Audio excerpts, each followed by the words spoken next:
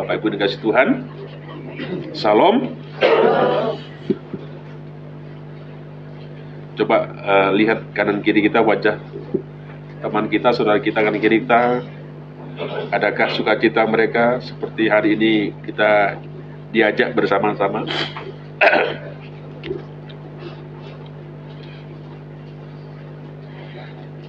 Baik, Bapak Ibu saudara dikasih Tuhan, hari Minggu yang lalu Bu Pendeta mengajak kepada setiap kita untuk kita senantiasa mengundang Yesus itu hadir dalam kehidupan kita. Kenapa itu penting? Kenapa itu harus? Ternyata ketika kita mengundang Tuhan, menghadirkan Tuhan, membawa Tuhan, ada banyak hal yang Tuhan sediakan, yang Tuhan berikan kepada setiap kita. Dan hari ini saya ingin mengajak kepada kita bersama-sama untuk merenungkan tentang firman Tuhan, merefleksikan firman Tuhan dalam kehidupan kita. Jangan berkata, Pak Pendeta hari ini kritik saya, Pak Pendeta tegur saya. Tidak. Ya. Tetapi mari kita bersama-sama mengevaluasi, bercermin kepada diri kita sendiri. Ya.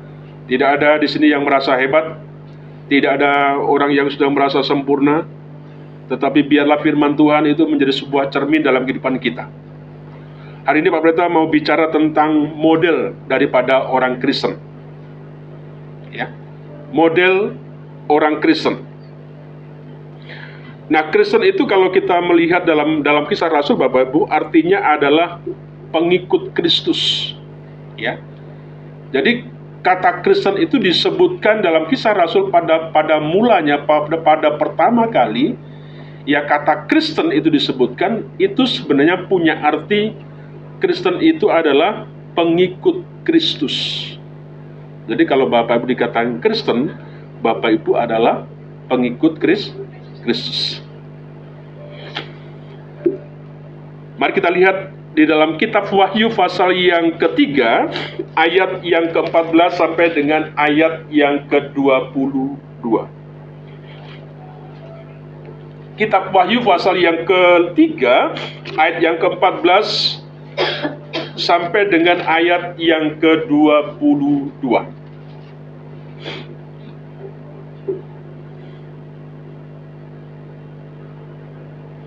Saya ingin mengajak membaca firman Tuhan, tapi tidak dengan duduk, bangkit berdiri. Mari kita bangkit berdiri, kita membaca firman Tuhan di dalam kitab Wahyu pasal yang ketiga ayat yang ke-14 sampai dengan ayat yang ke-22 secara silih berganti. Saya membacakan ayat yang genap, Bapak Ibu Saudara yang ganjil sampai dengan ayat yang ke-22. Demikian bunyi firman Tuhan. Kepada jemaat di Laodikia, dan tuliskanlah kepada malaikat jemaat di Laodikia, inilah firman yang dari Amin, saksi yang setia dan benar, permulaan dari ciptaan Allah. Aku tahu segala pekerjaanmu, engkau tidak dingin dan tidak panas. Alangkah baiknya jika engkau dingin atau panas.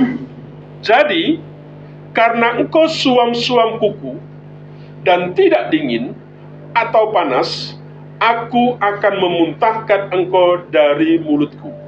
Karena engkau berkata, aku kaya dan aku telah memperkayakan diriku, dan aku tidak kekurangan apa-apa, dan karena engkau tidak tahu bahwa engkau melarat dan malam, miskin, buta, dan telanjang.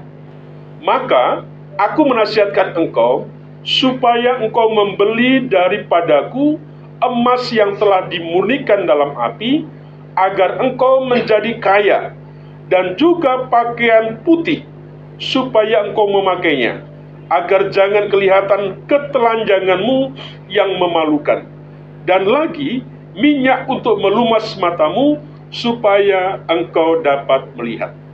Barang siapa kukasihi, ia kutegur dan kuajar. Sebab itu, relakanlah hatimu dan bertobatlah. Lihat, aku berdiri di muka pintu dan mengetok. Jikalau ada orang yang mendengar suaraku dan membukakan pintu, aku akan masuk mendapatkannya. Dan aku akan makan bersama-sama dengan dia, dan ia bersama-sama dengan aku. Barang siapa menang, ia akan kududukkan bersama-sama dengan aku di atas tahtaku, sebagaimana aku pun telah menang dan duduk bersama-sama dengan Bapakku di atas tahtanya. Siapa bertelinga, hendaklah ia mendengarkan apa yang dikatakan Roh kepada jemaat-jemaat. Amin. Silahkan duduk kembali.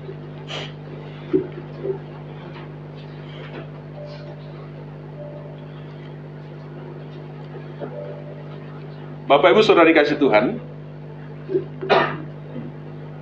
tadi pujian firman Tuhan bicara tentang cinta.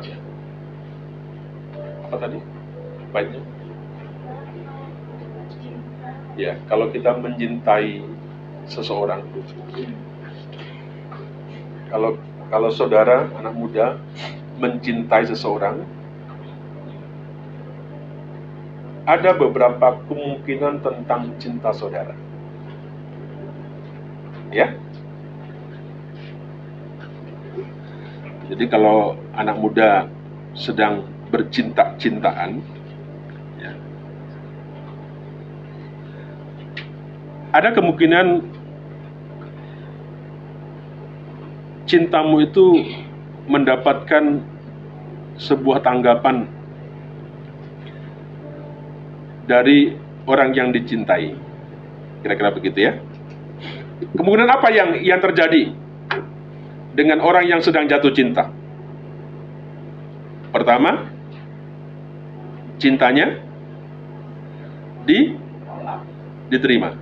Jangan ditolak dulu, sedih kan. Diterima dulu, ya, diterimalah. Biar ini kita ngomongnya gitu kan. Diterima, bisa jadi diterima, ya. Bisa jadi yang kedua ditolak, ya. Bisa jadi juga cinta yang kau sampaikan itu, yang kamu sampaikan, diterima tidak, ditolak juga tidak. Ya, apa istilahnya? Nggak jelas atau digantung apapun lah. Diterima tidak, ditolak pun juga tidak. Ada anak muda yang mengalami seperti ini? Sabar. Ya? Apa yang saya mau katakan dari bagian ini, Bapak Saudara? Ternyata Tuhan juga dalam mengasihi kita, ya, seluruh kita, Tuhan itu sayang, Tuhan itu cintai, Tuhan itu kasihi. Itu kan sudah dibuktikan ketika Yesus mati, sudah memberikan nyawanya, memberikan segalanya bagi kita. Itu satu bukti cinta Tuhan kepada kita yang tidak bisa digantikan. Ya. Dengan kata lain, Tuhan itu sangat sayang kepada semua manusia di dunia. Jadi kalau di tempat ini jangan merasa ada yang mengatakan bahwa saya tidak disayang, itu salah. Berpikirmu salah. Apapun keberadaan engkau, apapun keberadaan setiap kita, bahwa Tuhan itu sudah dan sangat-sangat mengasihi, menyayangi kepada setiap kita.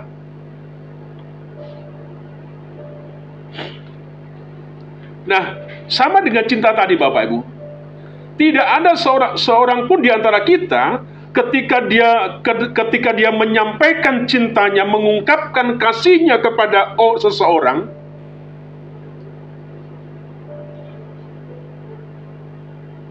tidak mau, ya, ditolak. Apalagi kemudian tidak jelas, ditolak juga kagak, diterima juga tidak. Harapannya pasti satu, ya, ketika dia menyampaikan cintanya, kasihnya kepada seseorang, pinginnya orang itu menerima, menyayangi dia. Nah, sama dengan Tuhan, Bapak Ibu yang kasih Tuhan, ya. Allah juga tidak senang, ya, bahwa kita mencintai Tuhan itu setengah-setengah. Ya. Kamu jangan marah kalau kamu dicintai temanmu setengah-setengah. Ya. Marahmu sama seperti ketika Tuhan cemburu ketika kita mencintainya, ketika kita mengasihinya, itu juga setengah-setengah. Nah, menjadi orang Kristen pun itu, Bapak Ibu, tidak boleh juga setengah-tengah.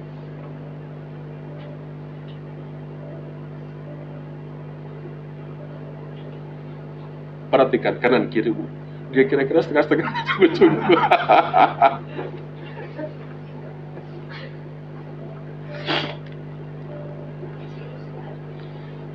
Ya, cius enggak gitu kan?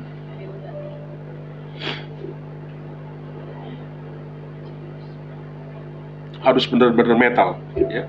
Harus benar-benar fanatik. Nah, hari ini saya rindu dengan tujuan seperti itu, supaya kita, Bapak Ibu orang Kristen, kita tempat ini bergereja di sini, kita menjadi orang Kristen yang militan, orang Kristen yang fanatik, yang tidak setengah-setengah. Sebab itu dalam Wahyu pasal yang kita baca tadi, pasal yang ketiga, khususnya ayat 15-16, Bapak perhatikan ayat 15-16 dikatakan, Aku tahu segala pekerjaanmu, engkau tidak dingin dan tidak panas.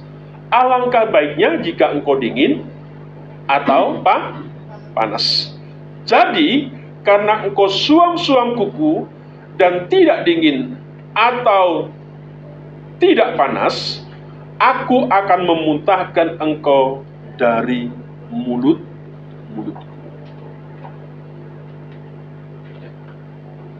Kalau cintamu setengah-setengah kepada orang yang kau kasih, pasti dia tidak akan mau.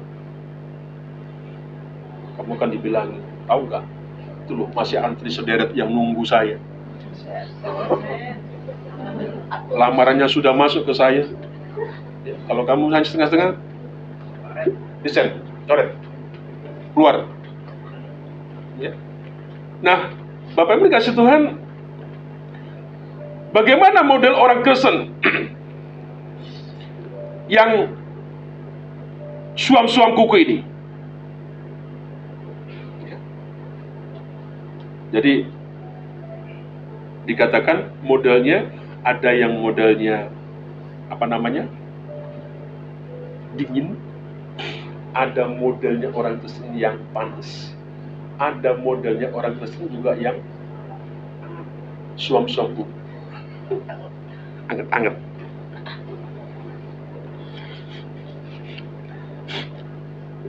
Pemerintah hari ini tidak bicara banyak hal, tetapi pemerintah hanya khusus bicara tentang model orang Kristen yang suam-suam kuku, ya. Tetapi kira-kira model orang seperti itu, yang dingin, yang panas, atau yang suam-suam kuku.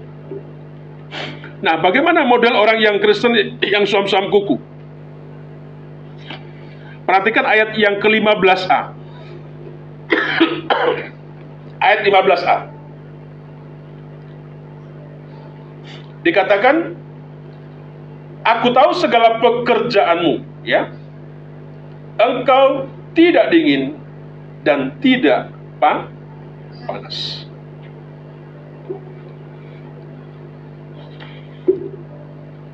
Pak Pendeta, orang dingin tuh maksudnya apa sih? Nah, orang dingin ini orang yang tidak orang yang tidak Kristen secara total. Ini orang Kristen yang dingin, ya, yang bukan Kristen lah, kira-kira begitu, ya. Bukan KTP, ya. Tetapi orang yang memang belum dia percaya kepada Kristus, ya. Benar-benar dia tidak tahu, ya, itu yang dikatakan orang Kristen dingin. Nah, kemudian orang Kristen yang panas, ya, adalah orang Kristen yang sungguh-sungguh, orang Kristen yang serius, ya, orang Kristen yang semangat dan yang kira-kira begitu. Itu yang dikatakan orang Kristen yang panas. Nah, orang Kristen yang suam-suam ini, dia adalah orang Kristen yang secara lahiriah.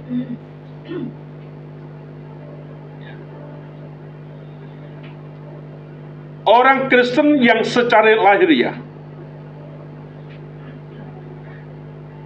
Nah, orang Kristen ini, kalau hari Minggu, ya pergi ke gereja. Ya, dia pergi ke gereja. Dia rajin ke gereja. Dia juga dibaptis. Kalau ditanyakan mana tanda baptisnya, saya sudah dibaptis, pendeta. Ini buktinya saya dibaptis. Saya sudah membaca firman Tuhan. Ya, saya sudah doa, saya sudah melayani. Tetapi sayangnya apa yang dia kerjakan, apa yang dilakukannya, tanpa semangat, tanpa sebuah kesungguhan, ya. Dia mengerjakan hanya asal-asalan.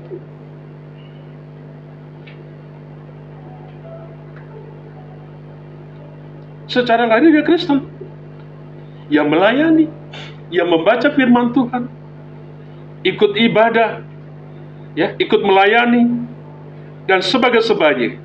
Tapi sayangnya apa yang dia kerjakan, apa yang dilakukan itu tidak dikerjakan dengan sungguh-sungguh, ya, tidak mengerjakan dengan asal-asalan.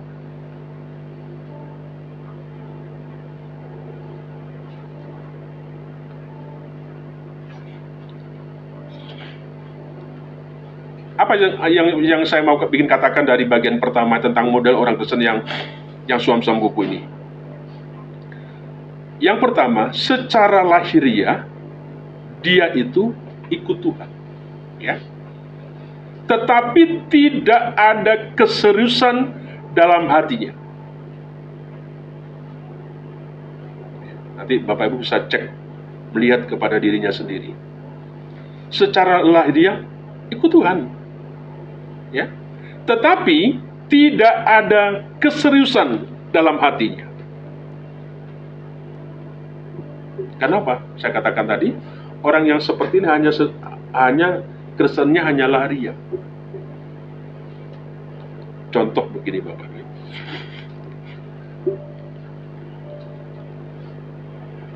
Yang sederhana, kalau dia beribadah, gampang sekali bolos. Ya, bolos dalam beribadah. Seringkali bolos begitu kalau dalam ibadah. Kenapa enggak beribadah? Alasannya 1001 alasan. Pak Pendeta, anakku masih kecil, gitu kan. Dulu waktu berkeluarga minta anak, Tuhan kasih anak, dikasih anak. Setelah punya anak katanya anaknya yang mengganggu, alasannya anaknya. Berdoalah Pak Pendeta, Bapak Ibu Jemaat, tolonglah doakan kami supaya kami bekerja. Kalau sudah bekerja, kenapa nggak gereja? Karena pekerjaan. Ada banyak 1000 alasan yang dijadikan alasan untuk dia tidak melakukannya. Adakah Bapak tempat ini anak muda yang punya sebuah kerinduan, keseriusan, kecintaan? Rasanya kalau saya nggak ibadah hari Minggu ada sesuatu yang hilang dalam hidup saya. Ya, kangen lah. Nggak tahu kangen ketemu pacarnya atau siapa begitu atau siapa gitu kan. Tapi adakah sebuah kerinduan yang sangat kuat dalam kehidupan kita? Sehingga kalau ada minggu-minggu tamu-tamu di rumahnya, I'm sorry, minta maaf, ini jam 10 saya ibadah. Ya, berani dong mengatakan seperti itu. Gak usah pulang, tinggal saja di sini. Belikanlah nasi padang, kasih kopi, tinggalin dia. Nanti akan dibilang Bapak, benar, ini kesaksian yang luar biasa. Itu Si siapa? Si siapa ya? Hah? Si Manjuntak. Si Manjuntak gitu. Ketika saya di rumahnya datang itu, dia ngomongnya agak nyaman itu. Masa saya disuruh tinggal di sini atau pulang? Kenapa katanya? Mau kebaktian. Bunyi, ya. Itu kesaksian. Nanti kita akan bicara kenapa Tuhan gak senang dengan orang yang sepuasam kuku. Ya, gampang sekali membuat alasan begitu. Maka saya berarti kalau sakit datanglah ke gereja, kalau mati matilah di gereja, kalau sembuh sembuhlah di gereja. Kalau gitu ya, iya dong.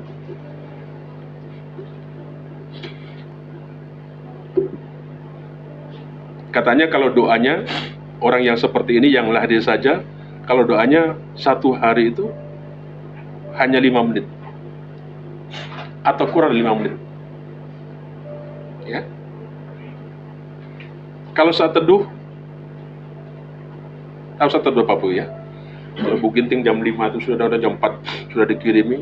Ada waktu mungkin Bapak mengambil waktu untuk jeda, Bapak itu merenungkan, bermeditasi, ya. Merenungkan tentang firman Tuhan. Dicatat, di apa begitu ya. Kemudian nanti Bapak Ibu masukkan. Saya tidak mau lemahkan Bapak ngomong amin, enggak, jangan saya Bapak lemah gitu. Kata enggak apa-apa, mau katakan amin salah, enggak apa-apa gitu kan. Artinya Bapak Ibu bisa dapatkan, usai mendapatkan begini ya kan. Untung kemarin waktu kita bicara di pastor Utut enggak tanya sama Bucu, sama Mami, baca enggak renungannya Bu Ginting pagi hari ini. Tapi Uti cerita, hari ini renungannya tadi begini. Pak Pendeta tersipu malu mendengar begitu. Katanya hamba Tuhan, katanya pelayan, katanya majelis, katanya. Ya, bolong-bolong saat teduh. Ya. Loh, bagaimana Bapak Ibu akan bercerita tentang Tuhan kepada teman-temanmu, kepada rekan-rekanmu? Bukan kamu tidak bisa, karena kita sendiri memang tidak mau baca, tidak mau merenungkan apa yang kita engkau dapat.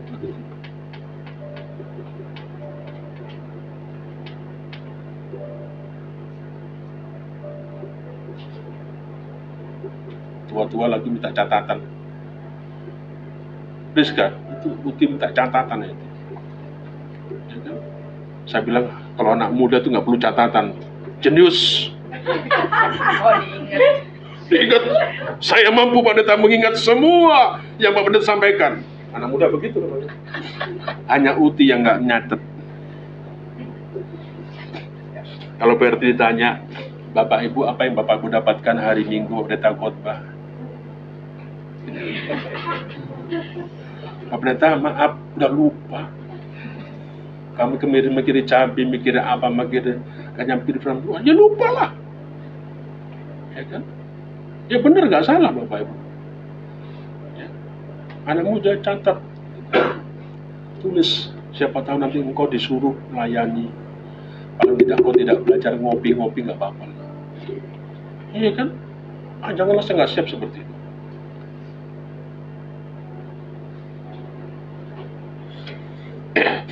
Contoh yang lain, dalam melakukan pelayanan tidak terlalu bertanggung jawab. Kalau kau dipercayakan di sini, mau jadi guru sekolah minggu, mau apa saja, tidak bertanggung jawab.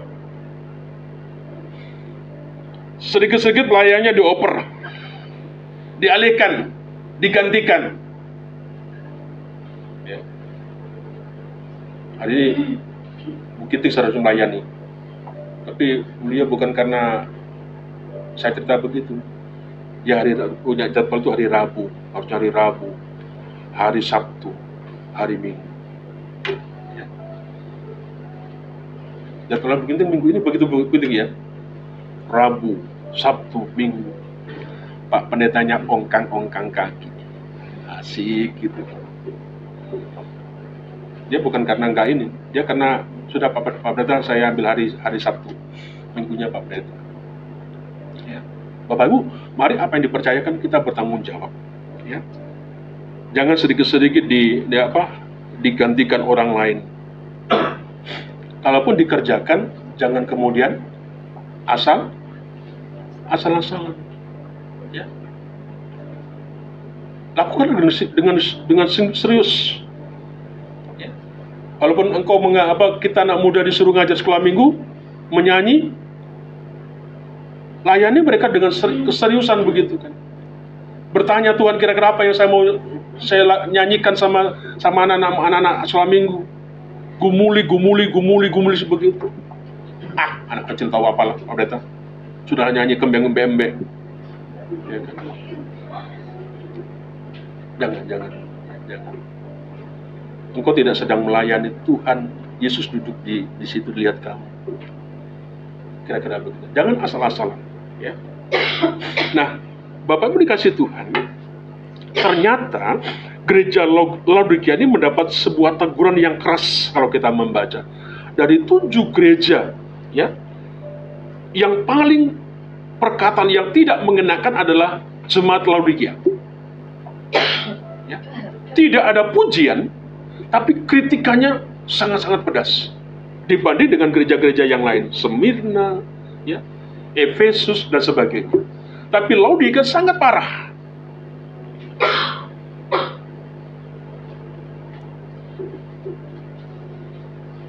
Inilah model orang Kristen yang suam-suam kuku.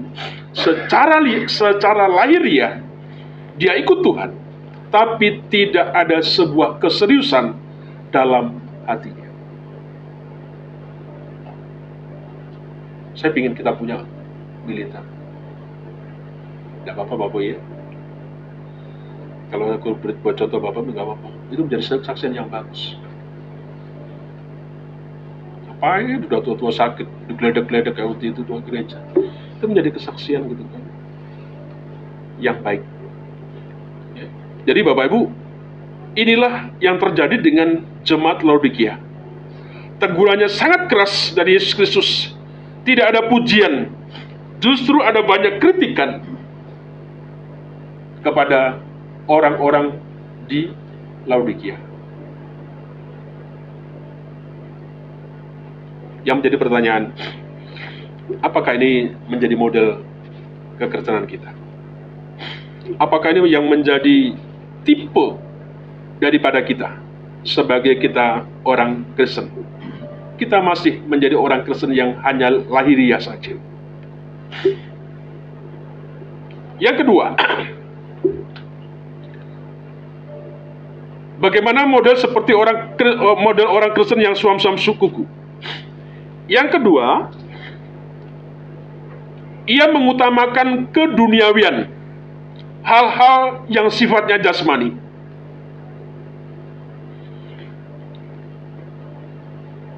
Khususnya apa? Duit, uang, epeng, ya. Daripada yang sifatnya kerohanian. Wahyu pasal 3 ayat 17.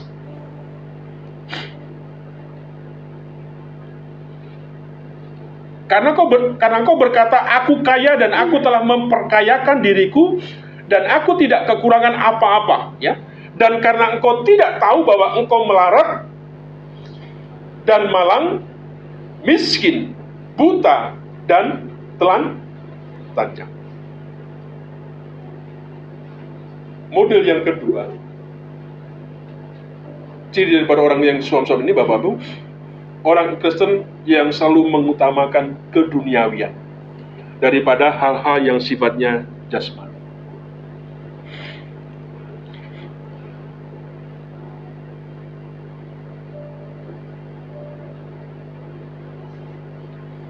Bapak Ibu, kalau kita belajar tentang Laodikia ini, Bapak Ibu, nah, Laodikia ini adalah salah satu kota yang terkaya di dunia pada waktu itu. Jadi yang paling kaya kota Laodikia pada waktu itu. Nah, pada saat itu Bapak Ibu terjadi gempa bumi yang sangat-sangat dahsyat atas kota ini. Ya.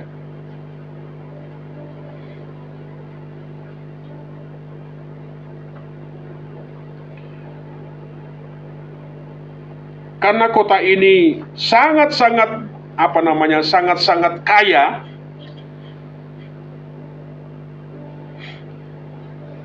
maka penduduknya, ya, pikirannya duniawi, ya. Karena kota ini sangat kaya, Bapak Ibu, maka terimbas juga penduduknya, orang-orangnya itu juga duniawi.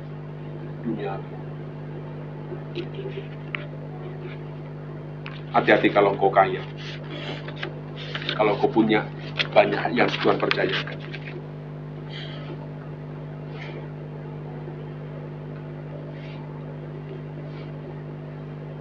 Kekayaan bisa membawa kita ini menjauhkan dari Tuhan.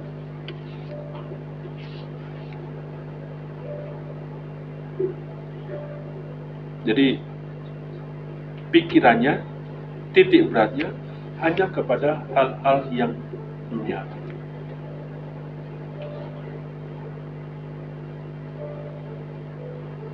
Yang dipikirkan hanya uang. Apa yang dicari orang?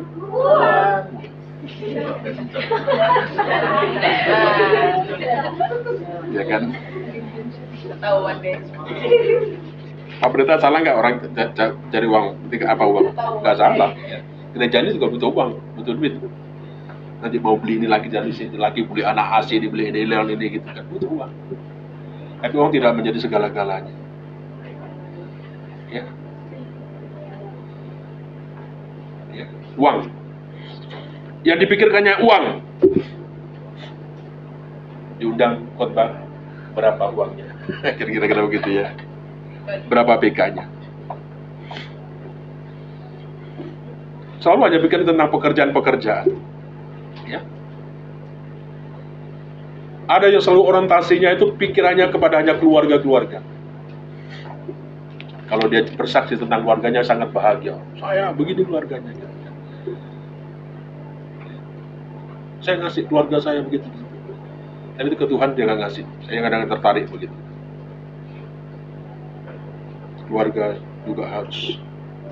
Tapi kasih kepada Tuhan juga harus. Hanya keluarganya yang dipamerkan.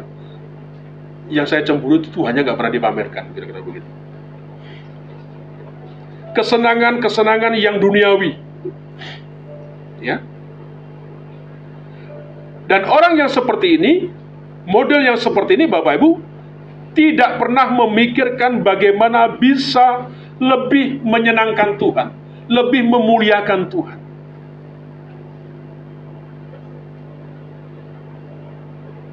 Ya. Orang yang suam-suam kuku, model orang suam begini, Bapak Ibu, yang kedua, itu tadi, hanya pikirannya kepada hal yang duniawi. Untuk bagaimana dia menyenangkan Tuhan, bagaimana dia memuliakan Tuhan.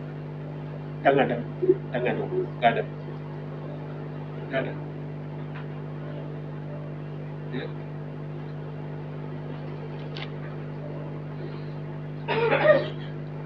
Saya mengajak Bapak Ibu tidak hanya memikirkan itu, tapi ada juga Bapak Ibu, mari kita bisa belajar bersama-sama bagaimana kita ini bisa menyenangkan Tuhan, bagaimana kita ini bisa memuliakan Tuhan.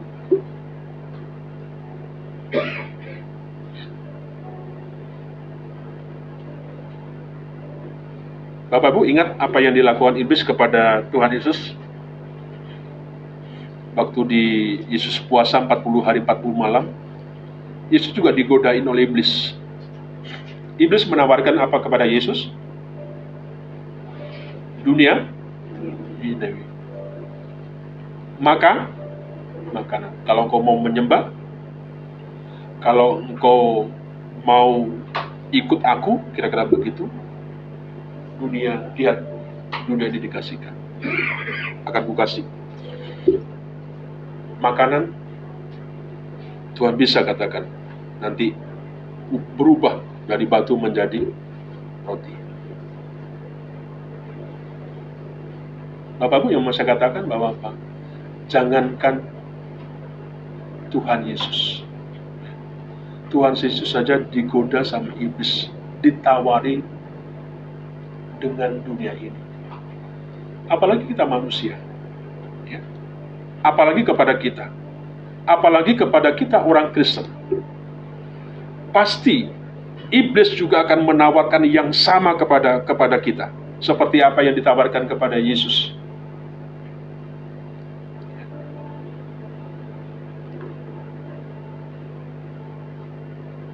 Anak muda, kita orang tua, hati-hati. Apa yang dilakukan Tuhan Yesus oleh iblis kepada Tuhan Yesus juga akan dilakukan kepada kita. Kita akan diiming-imingi, kita akan ditawari tentang dunia ini. Ya. Harapannya supaya kita ini lebih condong, kita meninggalkan Tuhan dan kita menjadi pengikut daripada iblis seperti itu.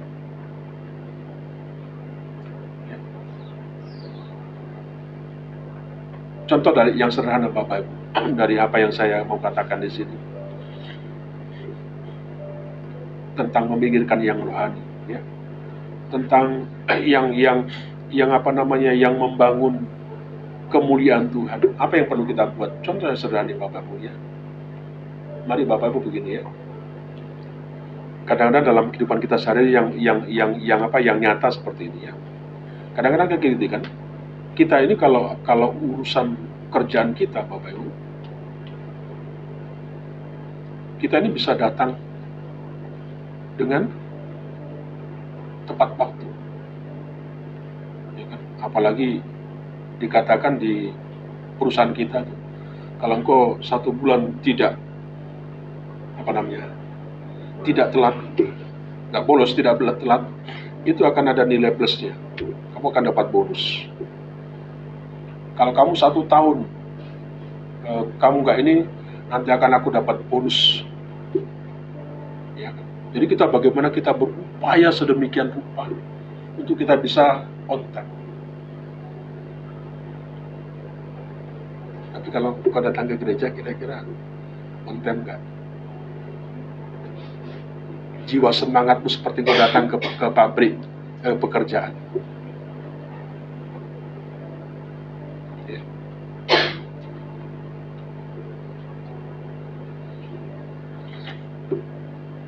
Contoh, ya kalau ya musim hujan, kalau mau kebaktian, kadang-kadang kita hujan dikit aja sudah berangkat nggak? Hah? Berangkat nggak? Hah? Hah? Ya kan, yang praktis gitu Bapak-Bapak ya, sederhana itu kan? Nggak. Hujan kan, mau hujan ini, gimana kebaktian?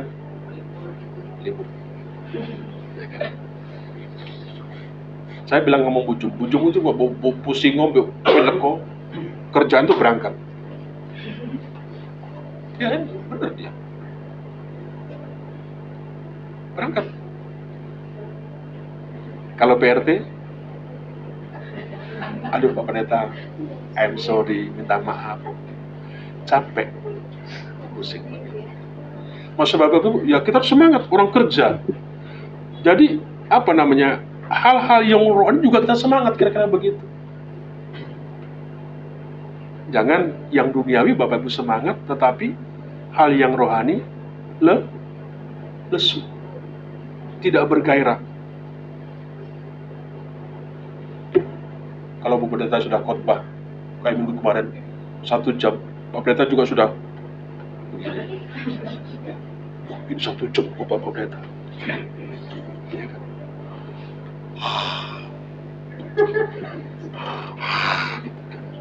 Ya kan? Sudah teler, sudah nggak kuat, terlalu lama. Tapi kalau buka HP, baby, sampai kedengaran di sini. Betah. Ya.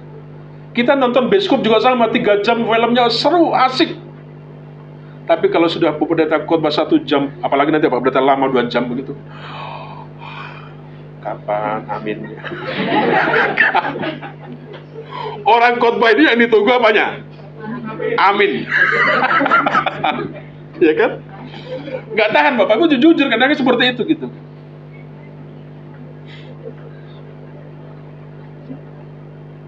Apalagi yang nggak lucu. Apa yang Bapak Ibu pentingkan? Pertanyaan tadi itu. Apa yang Bapak pentingkan? Hal-hal yang duniawi, hal-hal yang jasmani, atau yang rohani? Pak Pendeta, dua-duanya. Apa kata firman Tuhan? Hah? Boleh nggak kita menjadi hamba dua tuan? Hamba uang, hamba Tuhan.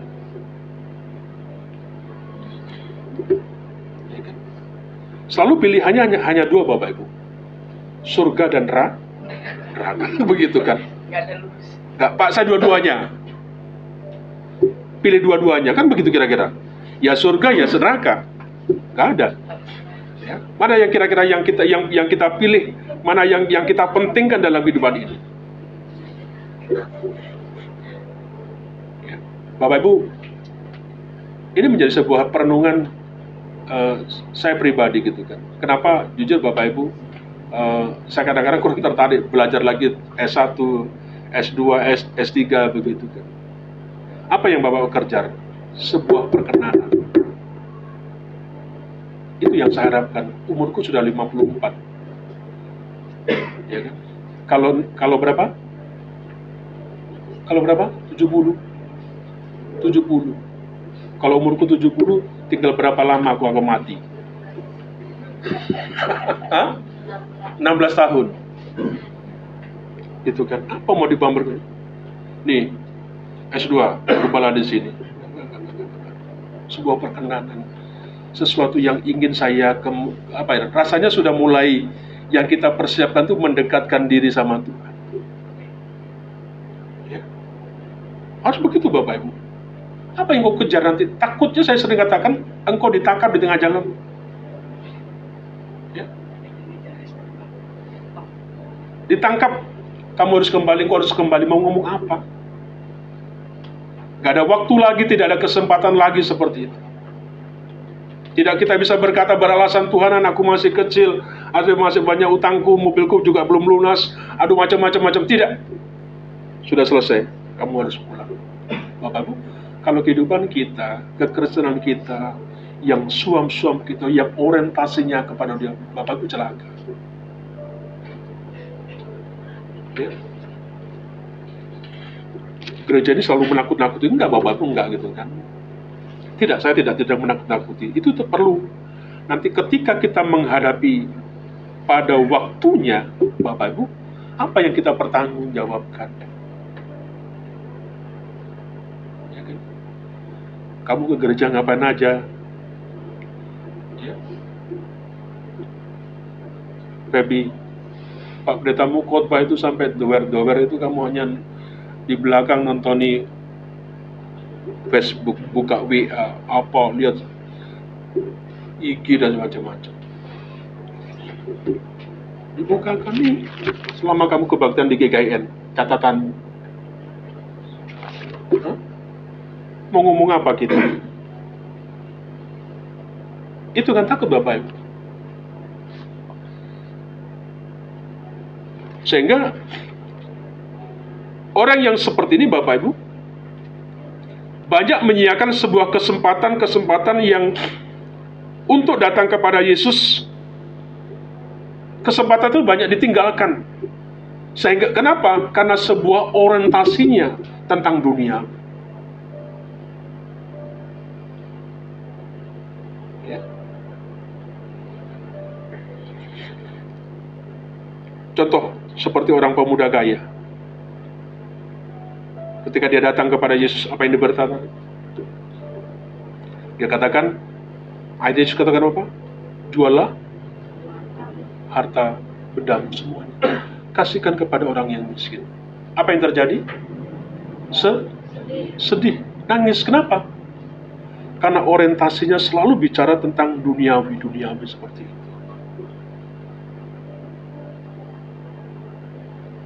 Boleh nggak pendeta? Sebenarnya boleh gitu loh ya. Tapi jangan porsinya lebih besar, fokusnya ya itu hanya kepada hal-hal yang duniawi. Buat apa gereja ini nanti dibuat begini-begini? Tapi orang-orangnya, Kristennya yang masih lahir ya, kita tidak mau. Apa? Kita ingin gereja ini dipenuhi dengan orang-orang yang punya sebuah kerinduan, sebuah antusias yang sangat-sangat luar biasa kepada Tuhan. Kita ingin punya juga setiap apa yang kita bina, apa yang kita ajarkan Bapak Ibu jemaat itu punya sebuah kerinduan, kesempatan saya pingin kepada Tuhan. Itu sebenarnya yang kita rindu, pingin capek seperti itu.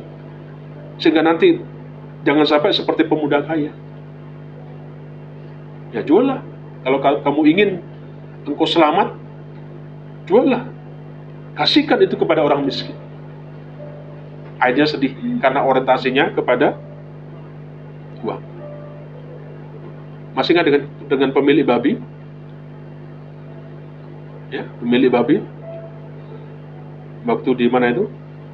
Cerita tentang orang yang kerasukan setan. Yang marah siapa? Yang marah siapa?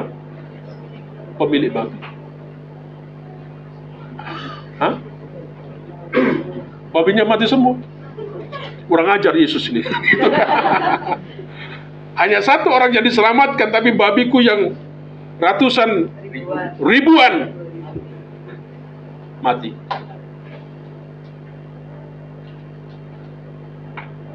Kenapa? Karena orientasinya kepada yang dunia. Bapak Ibu, kita mau berani berharga. Nanti tanggal 29 September kita mau wisata ya, ke Lembang. Saya ingin Bapak Ibu yang punya duit, agak sedikit punya duit, mau berbagi. Tengoklah siapa yang belum daftar, tanyain kenapa kamu daftar, nanti saya bantu ya. Jangan sampai di sini nggak hadir. 60 orang masa nggak bisa 60 datang? Masih berapa? 20. Ya. Saya pikir kalau kita orientasinya kepada itu, kita ingin membantu, kita ingin berbagi kepada orang-orang yang gitu. Kita tidak berdiam diri. Yang penting saya sudah bayar, saya sudah darah, enggak, jangan. Kita ingin lebih lagi Bapak Ibu. Mari kita berbagi supaya kesukacitaan kita di jemaat ini semuanya boleh bersama-sama. Ikutlah kira-kira begitu.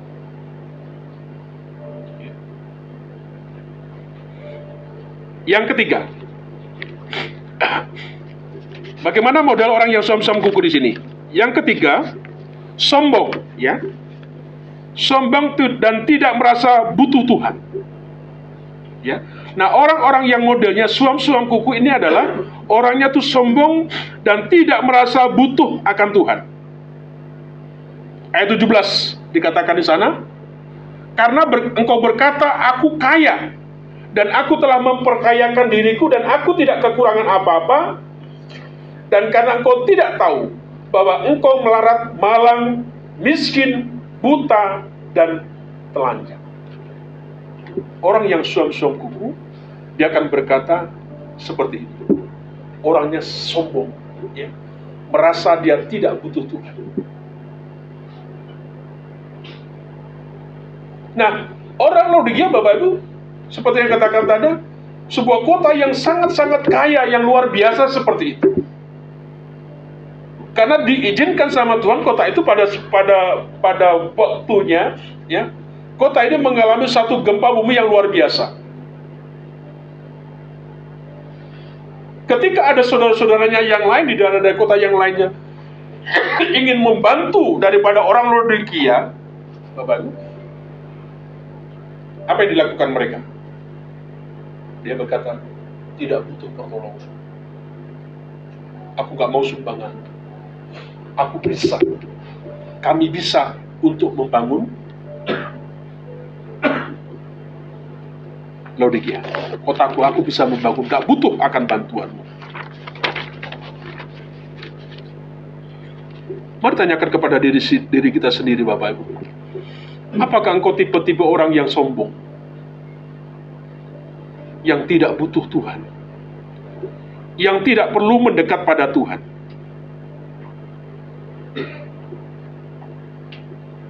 Tidak perlu kita berdoa dan sebagainya. Inilah yang dilakukan oleh orang-orang yang suam-suam kuku. Kita memang kita mungkin tidak pandai mungkin dan sebagainya. Tapi Bapak, ketika Bapak Ibu mendengar firman Tuhan, ketika Bapak Ibu datang sama Tuhan, ya, ketika Bapak Ibu belajar merenungkan firman Tuhan, itu sebuah tanda bahwa kita memang butuh Tuhan. Kita rindu, kita ingin hidup kita ini sungguh-sungguh memuliakan Tuhan. Yang terakhir, mengapa? Pertanyaan, Tuhan tidak senang kepada orang yang suam-suam kuku. Kenapa Tuhan tidak senang? Dikatakan tadi apa? Akan dimuntahkan. Yang pertama, alasannya, karena orang yang suam-suam kuku ini, sekalipun dia ada dalam gereja, sebetulnya bukanlah dia orang Kristen.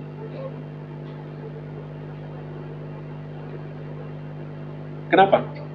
Karena dalam dia ibadah, orang Kristen bukan orang Kristen yang tadi, yang modelnya panas, tetapi orang Kristen yang lahiriah.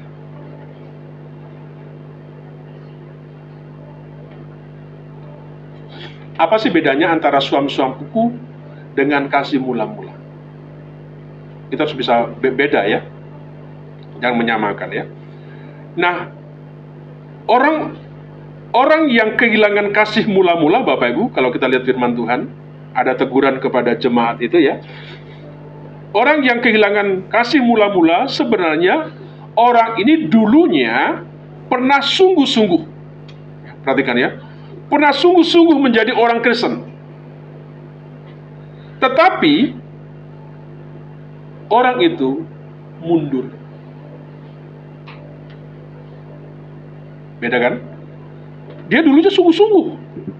Mungkin karena ada sesuatu yang terjadi, kelihatannya dia sepertinya mulai tidak rajin lagi, tidak aktif lagi, mundur seperti itu. Nah, orang-orang yang suam kuku ini, orang-orang yang kasihnya, yang kasih mula-mulanya sudah pudar ini, sebenarnya ini adalah orang Kristen yang sejati. Sebenarnya, ya. Tetapi dia ini orang Kristen yang sedang jatuh.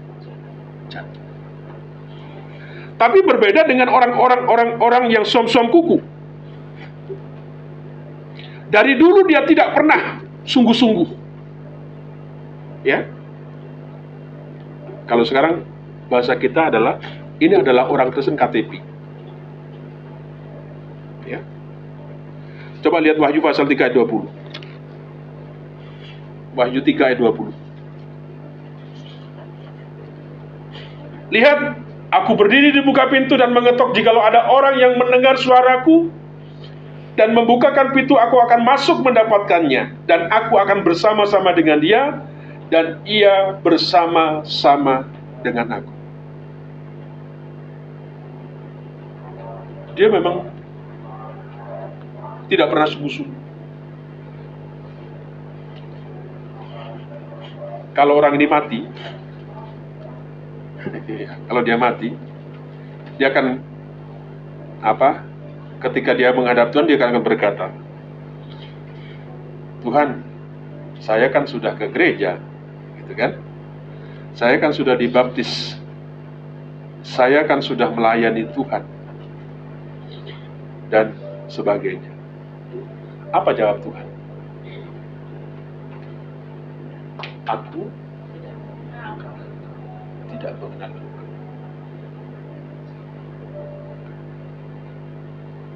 Tuhan, aku ini bukan pendetamu. Hari Minggu selalu khotbah. Aku nggak kenal. Kalau dunia masih diperbaiki, Bapak. Kalau nanti di kesudahan zaman, di kehidupan kita yang akhir, kita mau ngomong apa? Tuhan berkata tidak kenal. Aku tidak mengenal engkau.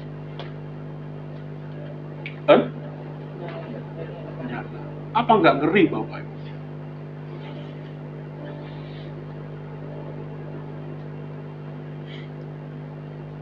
Jadi, mengapa Tuhan tidak senang?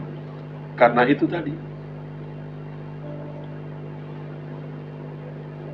Dia bukanlah orang Kristen yang sejati. Yang kedua, mengapa Tuhan tidak senang? Orang yang seperti sukar diinjili. Ya, sukar diinjili. Ayat 17b.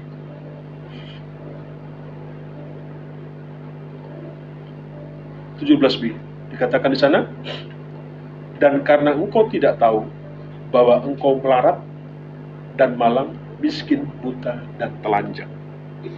Ya, orang ini seperti ini, tipe seperti ini, Bapak model seperti ini, suka diinjili.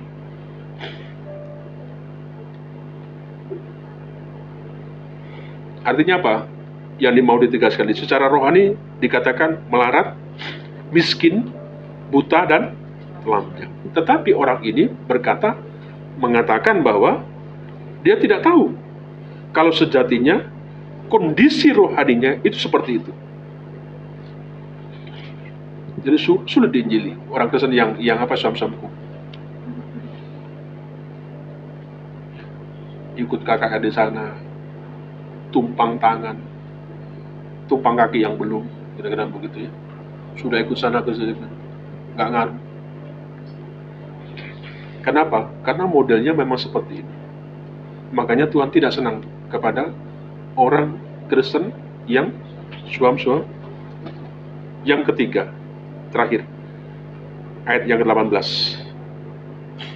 Maka aku nasihat engkau supaya engkau membeli daripada emas yang telah dimurnikan dalam api, agar engkau menjadi kaya, dan juga pakaian putih supaya engkau memakainya, agar jangan kelihatan ketelanjanganmu yang memalukan.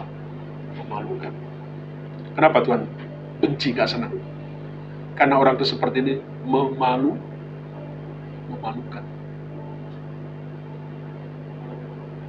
Kadang-kadang Bapak Ibu, kadang-kadang agak radikalnya begitu. Sudahlah, kamu bisa jadi Kristen. Kamu jadi Kristen memalukan. Kadang-kadang apa haknya maksud kita ngomong gitu kan? Tapi sebenarnya kepada orang suami itu Tuhan katakan apa? Malu, ketelanjanganmu memalukan. Ya, memalukan. Artinya apa? Mereka hidup dalam dosa. Ya. Sedemikian rupa sehingga mereka menjadi saksi yang sangat-sangat memalukan bagi Tuhan. Kalau orang kafir, gak apa-apa. Kira-kira begitu. Kalau orang kafir, orang gak mengenal Tuhan, melakukan yang begitu gak apa-apa. Tapi kalau notabene adalah orang Kristen, anak Tuhan, itu sangat-sangat memalukan. Siapapun Bapak Ibu selalu berkata, di dada kita, di punggung kita, ada tulisan orang Kristen, duta Kristus, saksi Kristus. Makanya tadi hal yang sederhana. Kalau gua hari Minggu tidak ke gereja, Bapak Ibu, saran saya sembunyilah di rumah. Karena kita begitu kan. Jangan pelayapan hari Minggu ke gereja, nggak ke gereja, waktunya gereja, ya kan? Pokoknya itu tadi. Kalau orang kafir, nggak masalah, orang yang tidak kenal Tuhan. Tapi bagi kita orang-orang percaya, sangat memalukan. Ini yang terjadi dengan Laodikia. Menganggap bahwa dia itu kaya, ya, ternyata melarat, miskin, ya, telanjang. Jadi sekali lagi saya ingin mengajak Bapak Ibu kembali bersama-sama hari ini Mari kita bersama-sama merefleksi tentang kehidupan pengiringan kita kepada Tuhan. Jangan ada saling menuduh satu dengan lain, menunjuk jari kita tentang si A si B. Tapi lihat bagaimana dengan kekristenan kita. Apakah kita model orang Kristen yang dingin? Apakah kita model Kristen orang yang panas? Apakah kita model orang Kristen yang suam-suam?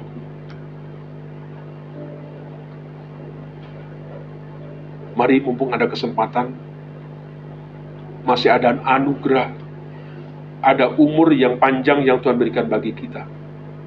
Ya, kita mau menjadi orang-orang Kristen ya, yang panas, orang-orang Kristen yang sejati. Jangan kemudian kita mengatakan seperti tadi, seperti jemaat Laodikia. Aku kaya, aku hebat, aku ngerti. Tapi kita tidak pernah mengerjakan, tidak melakukan apa yang Tuhan mau. Siapapun Bapak Ibu, mari kita belajar bersama-sama. Kita pingin kehidupan yang ada yang Tuhan kasih. Apapun status kita, apapun keadaan kita, apapun latar belakang Bapak Ibu. Jangan lupa, mari kita hidup untuk belajar menyenangkan Tuhan, mendekatkan diri kepada Tuhan.